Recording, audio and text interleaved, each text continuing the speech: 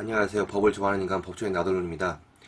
오늘은 여러분께 기존에 택시의 대항마로 떠올랐었던 타다 서비스 관련해서 몇 가지 이제 사건들이 있어서 좀 자세하게 좀 알려드리려고 인사를 드리게 됐습니다. 타다 관련해서 잠깐 이제 말씀드리자면은 타다는 이제 택시랑은 다르게 렌터카이면서 초단기 렌터카이면서 기사까지 이제 빌려주는 서비스라고 이제 보시면 되는 건데, 기존에 이제 형사 재판 아직도 진행 중이지만 그 형사 1심에서 재판부가 이제 타다 서비스는 여객자동차 운수법상 합법적인 서비스다라고 이제 판결을 했죠. 쉽게 얘기하면은 타다는 죄가 없다, 무죄다. 왜? 타다는 택시가 아니라 렌터카고 초단기 렌터카인데 그 운전자까지 빌려주는 그런 합법적인 서비스다. 이렇게 이제 판단을 한 거거든요. 어쨌든 타다가 합법적으로 되기 위해서는 요건이 이렇게 두 가지가 필요한 거예요. 일단 택시가 아니어야 된다. 쉽게 얘기하면은 첫 번째 렌터카여야 한다. 이게 렌터카 사업이어야 한다. 차를 빌려주는 거다. 택시 영업을 하는 게 아니고. 요거 하나랑 그 다음에 그 운전자도 그냥 빌려주는 거다. 알선을 해주는 거다. 쉽게 얘기하면 법상 그냥 운전자를 알선을 해서 이 서비스를 돌리는 거지. 타다가 직접 무슨 고용을 해서 하는 타다 근로자가 아니다. 요게 전제가 돼야지 이게 무죄거든요. 안 그러면은 유죄예요. 예. 왜냐면 법에서 허용하는 그 두 가지 요건을 위배를 했으니까요. 여객자동차 운수사업법. 지금은 개정이 됐죠, 좀. 이제 그 당시, 타다가 영업을 한참 하던 당시의 법에 따르면 그런 거를 만족을 해야 되는 거거든요. 근데 이제 타다가 지금 또 한 번 위기를 맞게 된 게 뭐냐면은, 타다가 이제 형사재판 막 진행되고, 그리고 여러 가지 또 이제 좀 시끄러워지니까, 또 법까지 또 개정이 돼버리니까, 더 이상 영업을 할 수가 없잖아요. 그럼 이제 그 많던 그 타다 기사들은 어디로 가냐고요. 차가 서울시변에도 한 천 몇 대 돌아다니는 걸로 제가 알고 있는데, 그 기사들은 이제 대량 해고의 어떤 그 현실에 직면을 하게 된 거고, 참 타다가 어떤 식으로 이제 영업을 했냐면은 본인들이 직접 이제 당연히 직접 이제 근로자들을 고용을 한 건 아니고, 이제 어떤 파견 업체를 몇 개를 선정을 해갖고 그 업체를 통해서 그 업체는 이제 직접 어떤 정규직이든 뭐든 계약을 맺게 하고 그러니까 외주 업체라고 해야 되나요? 그 파견 업체에 대해서 계약을 따로 맺어가고 파견 계약을 맺는 거죠. 그래서 거기서 파견 근로자를 이제 기사로 돌렸던 거거든요. 근데 이제 순차적으로 이게 이렇게 돼버리는 거죠. 쉽게 얘기하면은. 그래서 어쨌든 이렇게 또 다 대량으로 잘려버리니까 이 사람들이 또 부당해고 구제 신청을 냈어요. 여러분들이 잘 아시는 분도 계시겠지만 부당해고나 징계를 당했다 그러면은 일단은 지방노동위원회를 거쳐서 중앙노동위원회에서 최종적으로 이제 이게 부당해고냐 아니냐를 판단을 하게 돼 있거든요. 근데 이제 이렇게 부당해고 구제 신청을 냈더니만 이제 서울지방노동위원회에서는 이거 타다 근로자는 그 타다가 사용자도 쉽게 얘기하면은 고용 형태가 아니기 때문에 이건 해고가 아니다 이렇게 판정을 했었어요, 맨 처음에는. 근데 그게 이제 최근에 그 5월 28일인가 그때 중앙노동위원회에서는 아니다. 타다 근로자 이렇게 형식적으로는 이제 파견을 받아서 이렇게 어? 그 근로를 했지만 실제적으로 이거를 사용한 사용사업주는 타다다. 그래서 이거는 해고의 사유와 시기를 서면으로 원래 통지를 하도록 돼 있거든요. 이제 그걸 하지 않았기 때문에 이거는 부당해고다. 이렇게 해서 판정을 엎었어요. 쉽게 얘기하면 결론만 말씀드리면은 타다 근로자를 이렇게 계약 해지를 한 거는 그냥 이거는 부당해고다 이렇게 판정이 난 거죠. 그럼 이제 타다가 정말 위기인 거예요. 왜냐면은 이 부당해고가 이게 문제가 되는 게 뭐냐면은 그 판정을 받게 되면요. 근로자들한테 그동안 안 줬던 임금을 다 줘야 돼요. 그것도 이제 민사적으로까지 따져 들어가면은 이자까지 다 쳐서 밀린 임금을 줘야 되는 거거든요.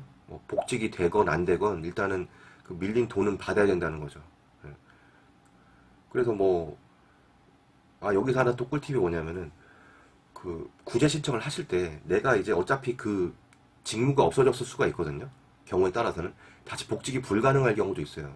그럼에도 불구하고, 여러분들은, 강력하게, 나 이거 구제해달라고 주장을 하셔야 되는 게 뭐냐면은, 돈을 받아야 될 거 아니야. 복직은 못하더라도 돈은 받아야, 내가 한이 풀릴 거 아니에요. 쉽게 얘기하면은. 그러니까, 이 부당해고 구제 신청을 해서 판정을 받을 수 있는 어떤 구제 이익이라고 하는데, 그런 실익이 뭐냐면은 여러분들이 못 받은 돈을 받아낼 수 있다는 거기 때문에 사용자 측에서 아무리 이거는 이제 그 자리가 없어졌다고 하더라도 주장을 하더라도 여러분들은 자리는 복직은 못할지언정 돈을 받을 수는 있기 때문에 부당해고 구제 판정 그러니까 부당해고 판정을 받으면 돈을 받을 수 있기 때문에 나는 이거 구제 신청을 할 실익이 있다 이렇게 주장을 하시면서 판단을 받으셔야 돼요. 괜히 또 그것 때문에 잘못 판단받거나 이렇게 되면 안 되는 거거든요. 막 지방노동위에서는 어떻게 해서든 사건을 안 하려고 사건이 너무 많으니까 웬만한 건 이제 구제 이거 신청도 안 받아주는 경우도 있어요. 초반부터 걸러내는 거죠. 그런 거에 당하지 마시고 강력하게 주장하셔야 됩니다. 나는 복직을 못하는 상황이지만 그동안에 못 받았던 돈은 받아야 된다. 이렇게 주장을 하셔야 되는 거죠.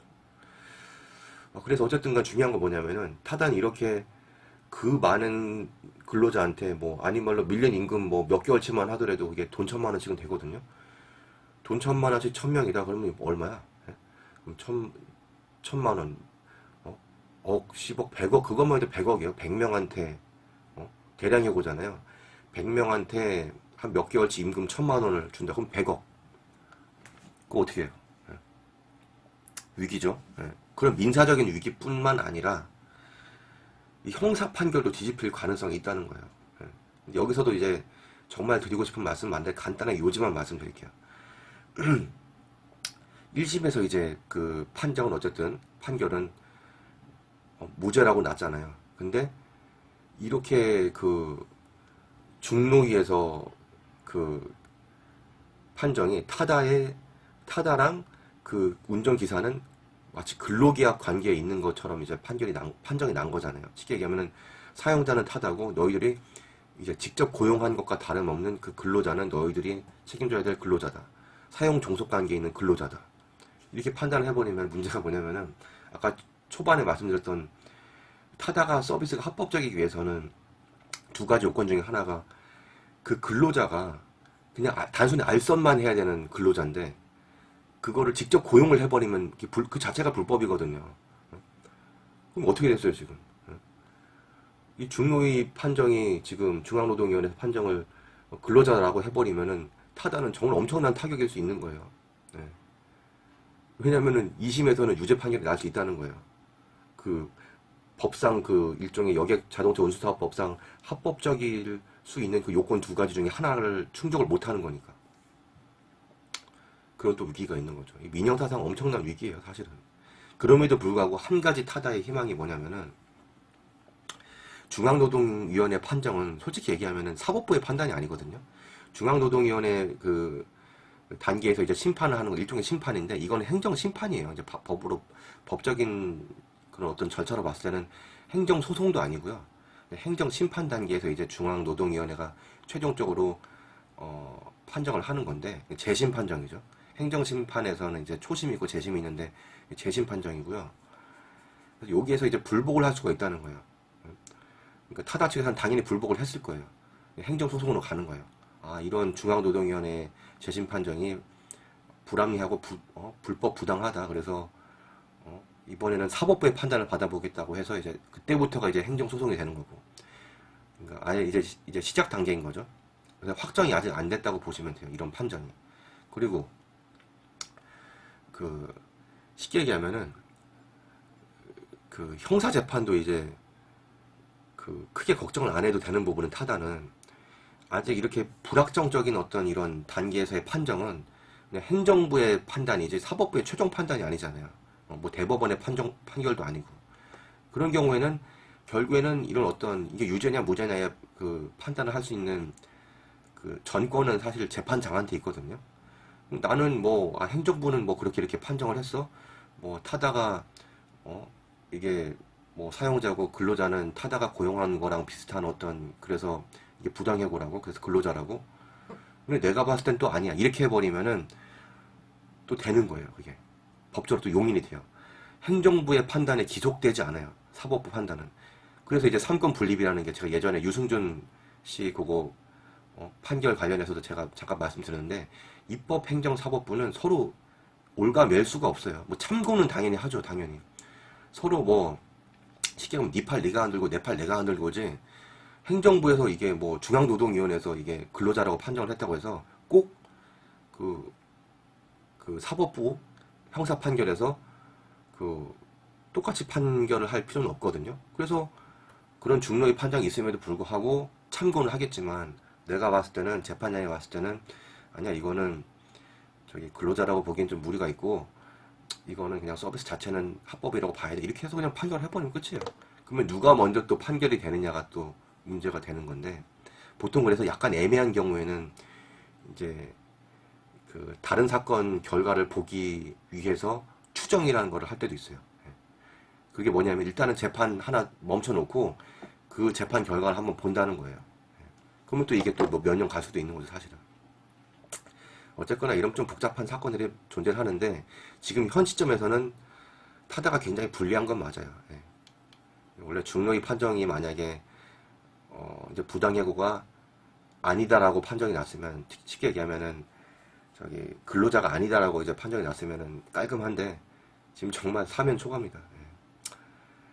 어쨌든간 이런 이슈가 있고요.